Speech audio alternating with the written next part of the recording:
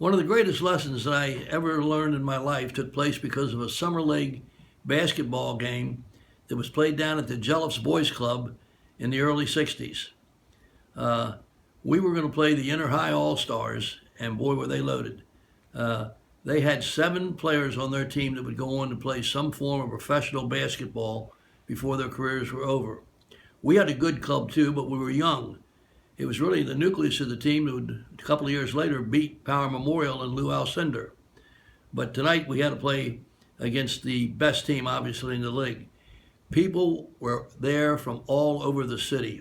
They were on the roofs of buildings. They were hanging from fences. They were on telephone poles. You couldn't even get near the court. As a result, I had my entire group of substitutes stand behind the bench so some of the very prominent people that had been at our basketball camp that day could be seated and see the game. Sitting right next to me the entire game was Red Auerbach, the phenomenal coach of the Boston Celtics. Next to Red was Bill Bradley, the great All-American from Princeton, who went on to stardom in the pros and even, of course, became a United States Senator. Next to him was Hot Rod Huntley from West Virginia. Next to him was Benny Levitt, who was the foul shooting wizard of all time. Next to him was Bud Milligan, the head coach of Maryland. It goes on and on and on. And what a game it was. Not settled in regulation. It went 3 overtimes, and we lost by 1 point in 3 overtimes in a game which I think a lot of people thought we would get beat pretty bad. So I was really proud of our kids, told them what a phenomenal job they did, and we're going to keep working hard and get better. The next day at camp, Red Auerbach started walking up the driveway because he used to love to come up and play tennis during the day. It was during the summer. And I figured Red, having sat next to me the entire game, would have some real nice things to say. So I said, "Hi, Red, how's it going?" He said, "Pretty good, Morgan," and he kept on walking. He never said a word. And I guess young coach, fishing for a compliment maybe. I said, "Red, what'd you think of the game last night?"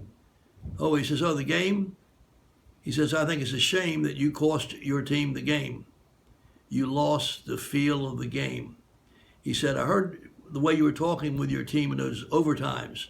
You were talking about what you wanted done on offense. Your offense was in good shape. You were getting good shots, good spacing, good movement.